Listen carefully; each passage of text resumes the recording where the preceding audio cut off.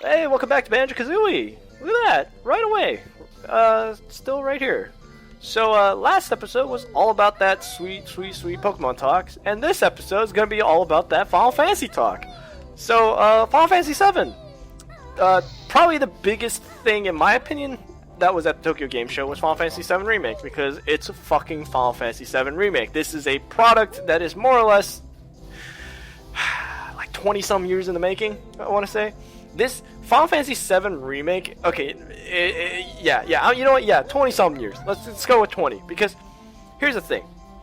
Final Fantasy VII came out in 1998, I want to say. 98 or 97, it was one of those. It was probably 98. It's like one of those games that everyone holds dear, and you know, it's for a lot of people who don't like it. You're probably tired of hearing it. You're tired of hearing people go, Final Fantasy VII is the greatest goddamn game of all time. Final Fantasy VII cured my cancer. You know, hey, here's the thing. Final Fantasy VII is a really good game. It is. It holds up very well. The story is really nice. It's got some of the most engaging characters I think I've personally seen in any JRPG. Like, the only thing that comes close, in my opinion, was probably like Xenoblade Chronicles was pretty good. There was a lot of really nice characters there. But yeah, it's not too common. It's not too often that you have a cast of characters that is like all really good. Like all really good and all incredibly unique. There's a fucking Jinjo here somewhere. Oh, he's back there. But yeah, so Final Fantasy VII Remake, big fucking deal for a lot of people, and for me personally, it's a pretty big deal because Final Fantasy VII Remake is one of those games that I wanted it to exist, not because I wanted a remake of 7, but because I wanted them to like actually fucking put these worlds together. Because Final Fantasy VII as a universe has had tons of spin-offs. It had like an anime that retells the events of some of the stuff in Final Fantasy VII. It had a movie, CG movie. It had a prequel game, which, by the way, Crisis Core is probably not a very well-aged game, but I thought it was really fucking fun. And I haven't played it in forever, so maybe one day I'll go back and play it. But it's like, if you have played if you have played Crisis Core, you will probably know about Zack, as in like how well, I mean, of course you'll know about Zack because he's the main character of Crisis Core, but Zack is a really fucking good character, and personally for me, Zack is a better Cloud, because I didn't like how Cloud was so moody for like a whole chunk of Final Fantasy VII. I didn't really like Cloud. I mean, I have a obviously after if you beat Final Fantasy VII, you know that doesn't hold up. But it's like I just like Zack's personality more. So I liked Zack a lot. That being said, though, yeah, like Crisis Core really fleshed out that universe, especially the prequel, and it being a prequel, it really fleshed out how some of the stuff works in that world. There was a sequel that comes after the CG movie, which already takes place a couple years after the end of the first game, and it was a third-person shooter, I want to say. Okay, so I've never actually played it. I've seen like chunks of Let's Plays of it, as in like it was so bad I couldn't even watch the Let's Plays. Like the game was not good. But oh my fucking god, it's so hard. Like everything's like super slippery. But yeah, Dirge of Cerberus, you play as Vincent, who is one of the party members, and it's like the most important thing about it basically is you get a lot of the characters that you don't really know what happened after the events of Final Fantasy VII. You get to see what the hell happened to them. And then, oh, fuck it, okay, you know what, that extra life ain't worth it. But, and then on top of that, it ends in a fucking cliffhanger involving a character that you thought fucking died in Crisis Core. So, yeah, like, I don't know if that's ever gonna get expanded upon, but it'd be really cool to see if, you know, one day maybe something comes out of that. I doubt it, but it'd be neat. But yeah, Crisis Core and both Crisis Core and the movies, not the movies, the movie, the anime, and the third-person shooter Dirge of Cerberus sequel, they both, not both, they all brought something to that universe as in expanding it. So it would be cool to see them make nods to that in the remake, which is kind of what I think I want to look forward to the most, is because there's a lot of shit. It's just Crisis Core. That would be really nice to see actually being acknowledged in 7 Remake, because obviously 7 came out way the fuck before the prequels and stuff. The other thing though is like, so yeah, at TGS they unveiled a new trailer, and it shows that yeah, they're gonna add new shit, as in like new characters, because they show a soldier that's chasing after Cloud and his friends on a bike, and it's like a dude that we've never seen before. So that's cool, because the thing about 7 was like, yeah, like Cloud is soldier, quote unquote.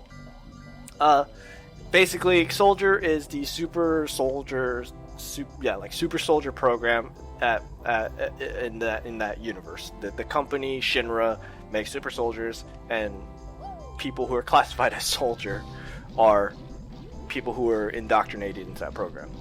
So Cloud being one of them, you know, it's like, it's pretty cool that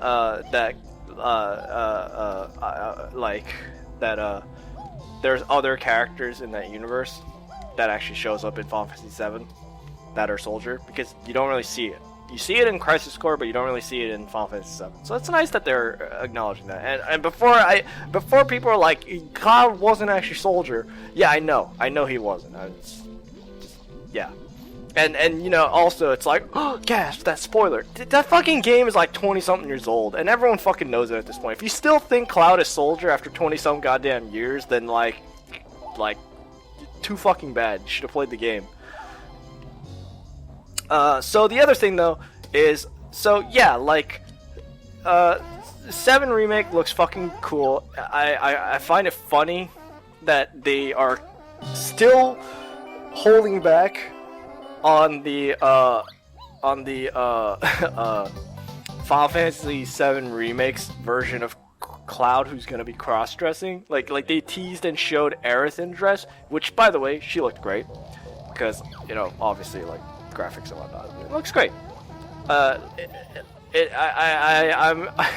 I'm interested to see what the hell they do with Cloud, because a lot of the joke is basically people are like, oh, he's just gonna look like lightning. But come on, they're probably not gonna do that.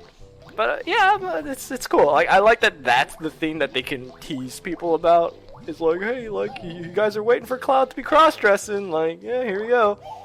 But it's cool. It's cool. They're being incredibly faithful to the original game. Oh wow, I can't attack in this form like at all. Oh my god, I'm gonna die. Oh my god, that life is not worth it. I'm gonna fucking die. Holy shit, I got my ass kicked by a fucking ice cube. Wow. Whew, boy. Okay, so thankfully, in the Xbox 360 version, you don't lose your progress. Thank fucking god. Let's see. Okay, so I remember you have to like ground pound on this dude's stomach, so I'll do that later. But yeah, so like the Final Fantasy VII Remake, they're bringing back the awesome minigame that is squatting, which is fucking hilarious. Like, they're bringing it back. They teased a bit of the combat with Tifa. You don't really get to see it that much, but it's cool. Same thing with Aerith. You don't really get to see it, but it's been cool. It's been cool what we've been able to catch. Tifa looks like obviously a very combo-heavy, buff-enabling character where she just applies buffs to her. If you play Final Fantasy XIV, she's like a monk. She punches things. And then Aerith looks like your generic like white mage / caster who kind of sits back and throws spells and shit, which is it's cool. Like, I'm not downplaying it, but it's like, it's cool. So the other thing though is yeah, like Final Fantasy VII Remake, you know, you get to fucking fight next to your summons, which is dope. like that's awesome. It's not just like a super move that you kind of drop and then it's over. It's cool to see that it's actually like you use this move and then your summon actually fights with you. So yeah, it's kind of cool. What else is there? Just like a whole lot of really cool shit from TGS. I still am not sold on Death Stranding. I mentioned it before in a previous episode about how I'm not sold much on Kojima being like the savior of the game industry, where people are like, "Oh, hail Kojima." And it's like Death Stranding still just kind of looks like whatever.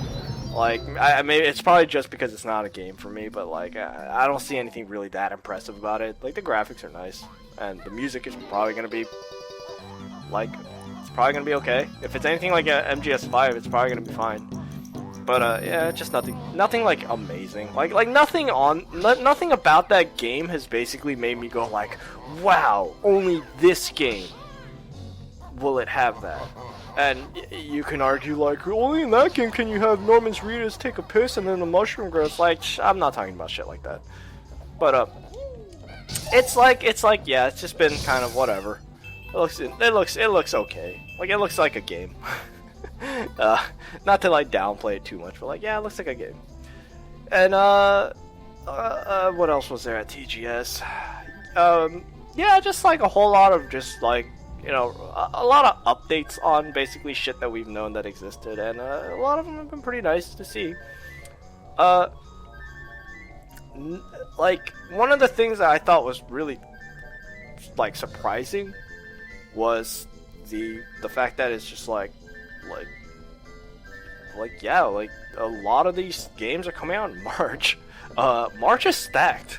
There's so much shit coming out in March. It's kind of weird because I didn't really notice this before, but like, and honestly saying, I don't really know when this exactly happened, but like at some point, March became the new holiday season.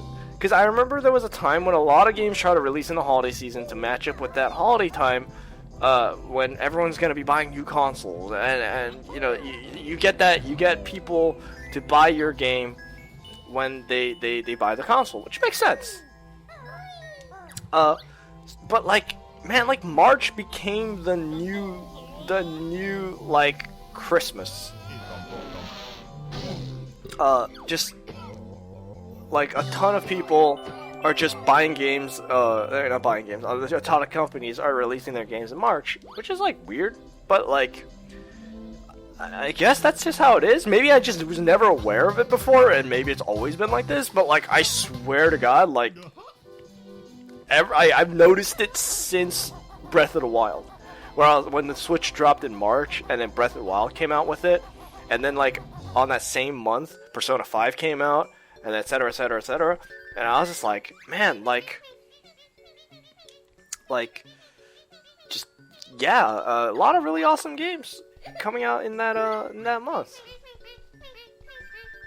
But yeah, just genuinely surprised at it. Just like March, I guess is the new like stacked as fuck month. Yeah, like this is how it is now, and I feel really bad because there's a couple games that are coming out in March that I feel like are just gonna get completely overshadowed, especially since March of next year. Big confirms are the biggest confirm in March I think for next year is basically Final Fantasy VII Remake, just because it's fucking Final Fantasy VII Remake, but. I think there was like a couple games that are also coming out in March that are multi-plat and platform games, and I'm like, yeah, those will probably still do just fine. But like, oh man, just that must suck. It must suck knowing what you're up against. Like I think it was there was a game that was supposed to come out in the same month. There was a game that was supposed to come out in the same month as Super Smash Bros. Ultimate, and my controller's batteries are low, but there was a game that was supposed to come out in the same month as Super Smash Bros. Ultimate, and the director of the game, it's Swery is his name. He's he's the guy who makes a lot of not Swery, no, Suda51. He's the guy that makes No More Heroes. He basically No More Heroes, the spin-off one, was coming out like the same day, I think, as Super Smash Bros. Ultimate. And he went on Twitter and basically was like, yeah, we're delaying our game because we want to give Smash Brothers a chance to have a nice release without people, like because everyone's going to be buying our game instead. And it is a pretty funny, nice, optimistic look to acknowledging that you're releasing your game at a time period when there's a really big release happening. But I just thought that was pretty funny. So, it's like, I feel bad for a lot of smaller companies / smaller devs, because that is like a legitimate issue where, your game is just gonna get fucking completely overshadowed by all the other bigger releases that are gonna be happening. Hopefully, it doesn't happen to everybody, but, yeah, just March. I'm honestly saying, like, it's that like let's play mentality right now where I can't really think of honestly what games are coming out in March, but go back and watch like E3 and go watch like any Nintendo Direct, stuff like that. There's a shit ton of stuff coming out in March. Like I don't need to tell you what is on there. It's there. Trust me, it's there.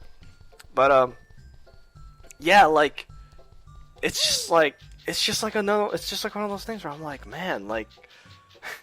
So many games to play, basically. Like, I feel like we're at a point with video games where honestly saying, like, how the hell is there not something for you? Basically. Like, to the people who are like, oh, I'm so burnt out of, like, blank game, it's like, how the fuck are you burnt out when there's, like, a new thing every month, basically? There's like a new big game every month. There's of multiple different genres. It's just amazing. There's so much shit. It's just incredible seeing all these big ass games. There's just always a new one. Do I gotta shoot eggs at this thing? Was it X? Nope, it was not X. Which one was it? It was. This move is fucking useless, by the way. I can't tell where you would ever use that. Oh my god, I don't know what to do with that ice. Obviously I gotta break it, but like, oh man, what the fuck? There's eggs up here, which makes me think that I gotta like shoot it, but... it's too high up, though. Maybe I gotta like... Oh, fuck. Yeah, I'll come back to it. Fuck it. Oh man, see, the more levels I progress, it's like the less and less I start remembering. So, obviously, I'm gonna have to use a guide or some shit for most of these. On. Yes, I understand that you're on. Oh, I'm so fucking dumb. Use the egg. Fucking ice cubes. You killed me last time. Revenge. Alright, there we go. Oh, actually, there is a topic I want to talk about, actually. And that topic is Video Game Donkey's Xbox video. So, I am in no way a fanboy. Okay, I'm not a fanboy. Just gonna say that right now. I play games on every system. I don't give a shit. So Video Game Donkey uploaded a video today talking about Xbox and how they suck, basically. How they've been going downhill. And here's the thing. I'm not disagreeing with them. I totally agree. The problem with Xbox, and I'm saying this after, by the way, I recently, took a little time to play some games for myself. And, so I was playing Gears 5, and here's the thing. It's like, a lot of the Xbox games cater to shooters, I think. A lot of it is shooters. So if you don't like shooters, you pretty much aren't gonna like a lot of the first-party stuff that Xbox has to offer, because it's like Xbox, Halo, and Forza. are like the big Microsoft exclusives, because they used to have like Fable. Notice I used the past tense of use. Said used. Holy shit! Whoa! Oh, that was weird. Yeah. So like, the problem with Xbox is there's not a lot of variety, and Donkey kind of makes that point. Like, that's basically what Donkey's trying to say in his new video, where he's talking about how, you know, you have companies like Nintendo, you got companies like Sony, who they got a genre for like everything on their platforms. They got shooters, they got platformers, etc., etc. You know, they got the story-driven games, action games, etc. Microsoft never really tried much, I guess, to really expand. Like, they would have Banjo Kazooie as their big adventure, you know, collectathon kind of Mario-ish game if they actually allowed Rare to make Banjo games, which clearly they don't, because Rare's been doing nothing but making Kinect games and what is it, like, fucking God knows whatever, Sea of Thieves, which, okay, like, I'm not gonna downplay Sea of Thieves. Like, the Sea of Thieves, like, yeah, you know, that's fine. But yeah, it's just like Microsoft's never been good with exclusives, and it's kind of clear that that's the point that Donkey was trying to make. So I've seen like a lot of people basically going like, Donkey, you're an asshole for shitting on Microsoft. It's like, no, he's got a fair point, honestly. If you really look at it, Microsoft doesn't have a Last of Us. Microsoft doesn't have an Uncharted. They don't even have a fucking Spider-Man PS4 because they just don't make investments to have these kind of big series that they could potentially, you know, build, because they kind of fucking squander a lot of it. So hopefully next console generation. What the actual fuck just happened? What the hell just happened? Okay, I think I like glitched into the fucking snowman. Alright, okay, I mean, yeah, I'm fine with doing that all over again. God fucking damn it. Oh boy. So yeah, like as I was saying, Microsoft, they're just like, they acquired a bunch of studios last year and this year, so we'll see if that works out for them. But it's just like, yeah, like that's kind of the thing. And here's the thing, actually, here's a fun fact about Microsoft. Microsoft actually loses money every year. Like, they aren't actually profiting at all from Xbox. The thing is, Xbox as a brand is more valuable to Microsoft because like, Microsoft's already in your office. Microsoft's already in your rooms. Like you own a PC, Microsoft already has you as a potential customer. They need that living room market, which is what the console market is. Like, they want to get into your living room, and really they don't need Xbox. They really don't. If anything, it's more profitable for them to just utilize Xbox as like a brand, because at the end of the day, Xbox, Xbox is like the new Nintendo. Like, remember the days when your mom would be like, oh, go outside and stop playing on the Nintendo, but like you're playing on a fucking PlayStation? Microsoft's like the new version of that, where your mom is gonna, like, whenever your mom calls something that you're playing games on, she's gonna call it the like kind of how she used to call it, like, the Nintendo. Xbox is like the new version of that.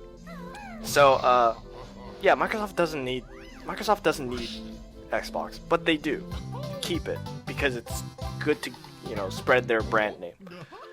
Yeah, so I hope Microsoft gets some, you know, really nice exclusives, because they've lost a lot more than I think they've gained. I mean, they still have Halo, which it's Halo. Like, yeah, like that was like the reason to own a goddamn Xbox, the original Xbox. Like, I hate that I can't say Xbox One, but yeah, like that was like the whole reason to own like an Xbox was Halo 1.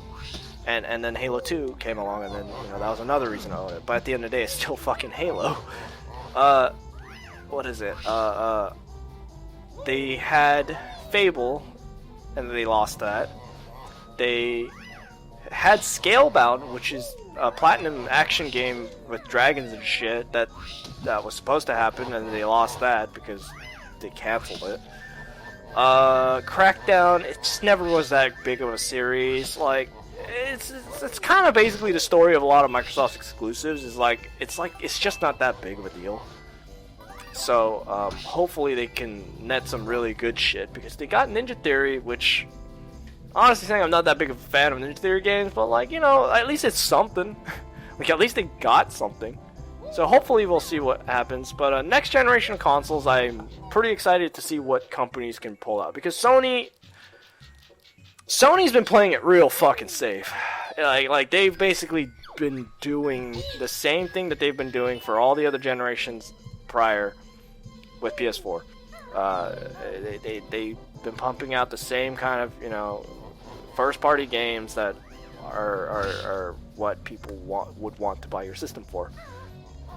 Nintendo obviously is like the exact same thing, where they're just like, yeah, Mario, people like Mario, let's get more Mario.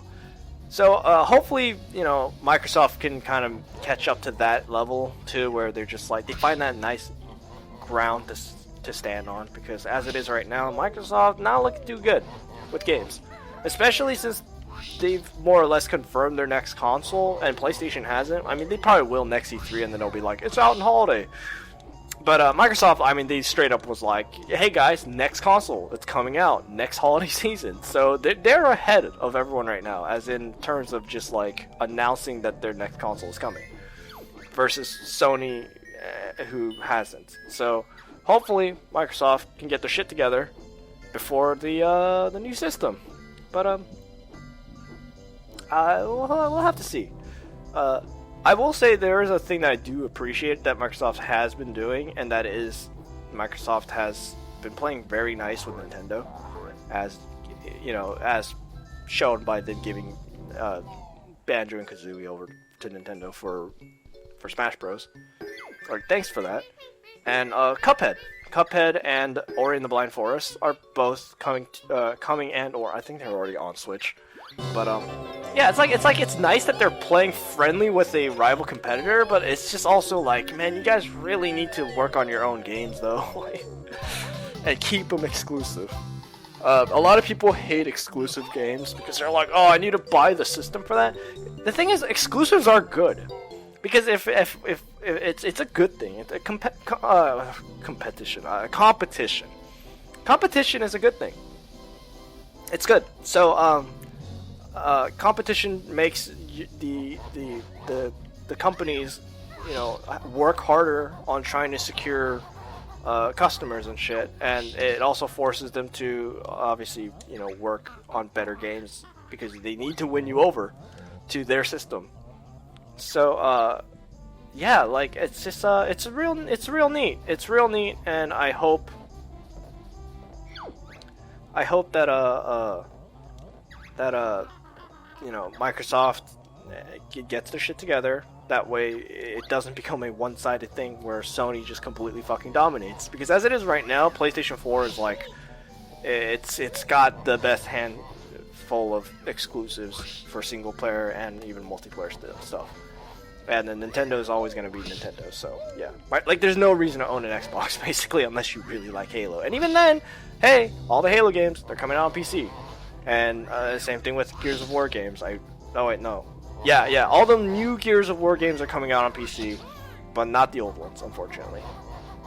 2, 3, and then like a spin-off one aren't going to be on PC, I believe. But point still stands, you know. It's just like, if you really want to get a system, like, PS4 is like undisputedly the better one right now. Oh, why did I jump in the water again? Oh my god.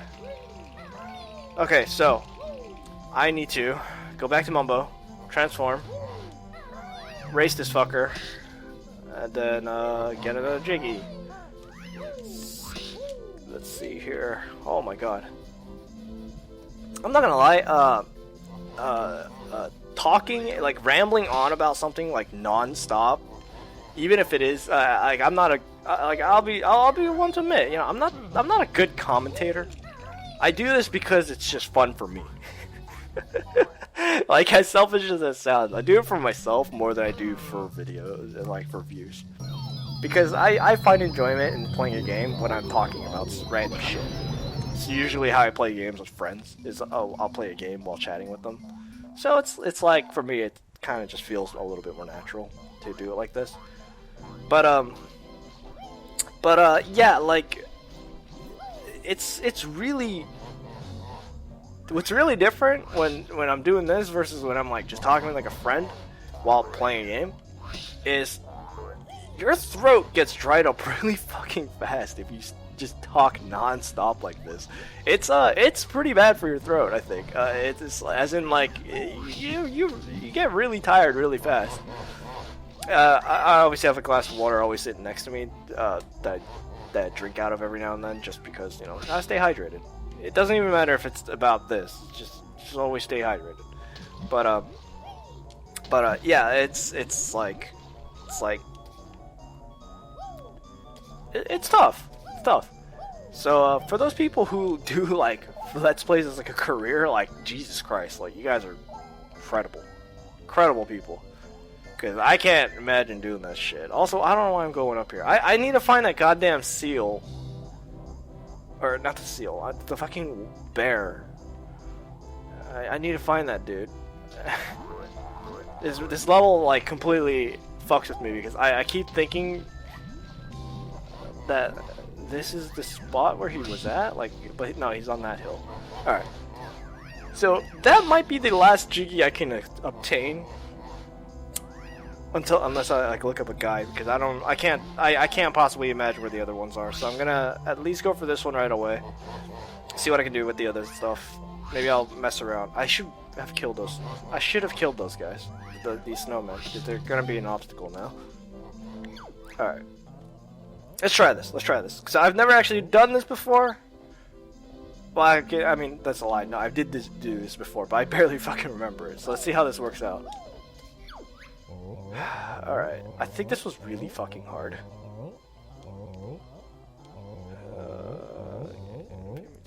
Got it. 3, 2, 1, go.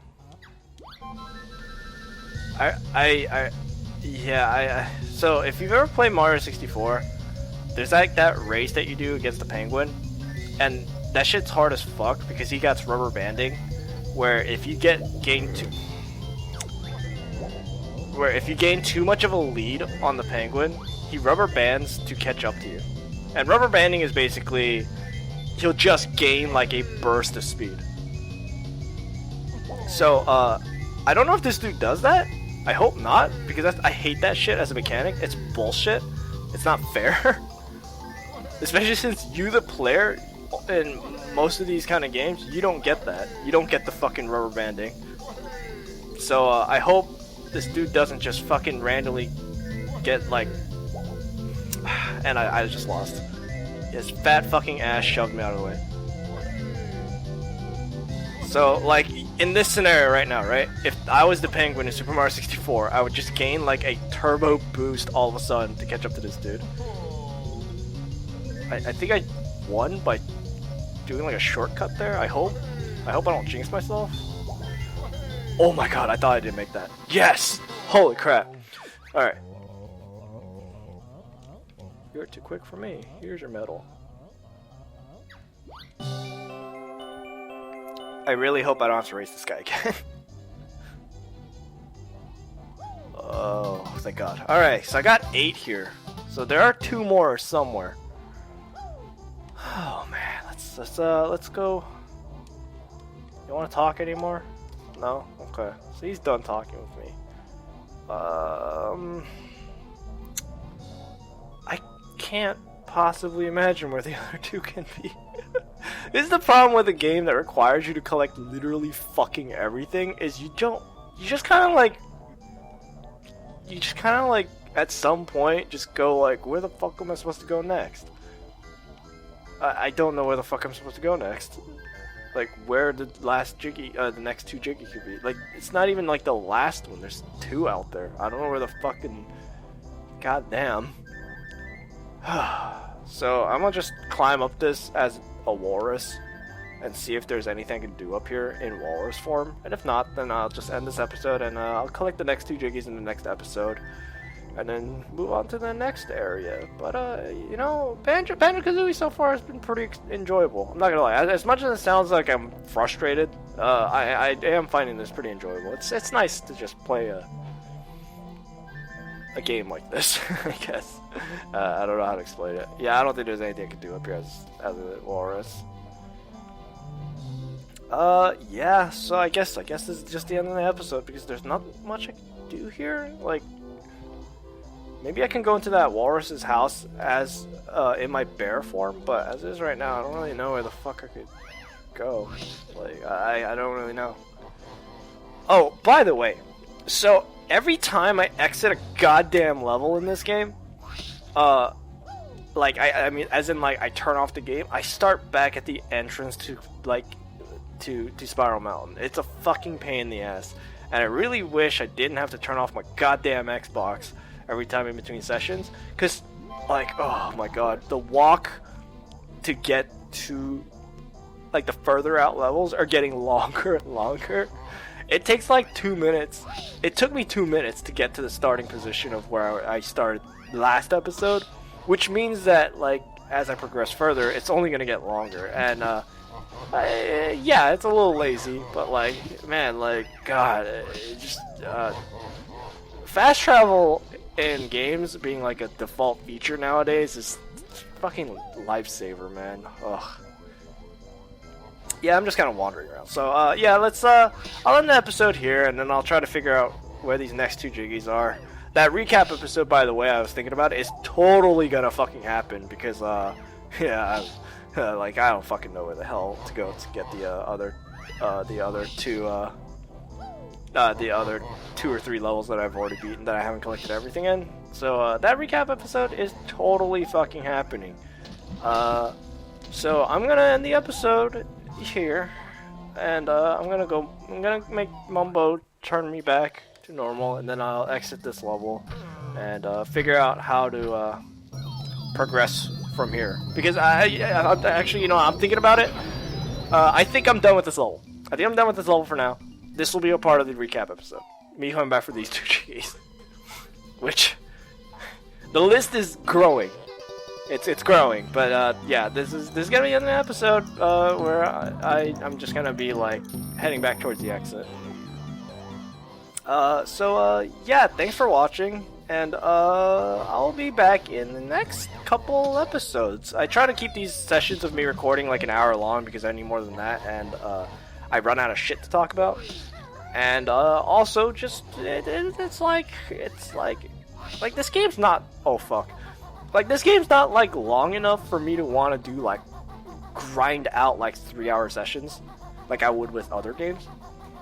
So, yeah, this will be the end of the episode, I guess.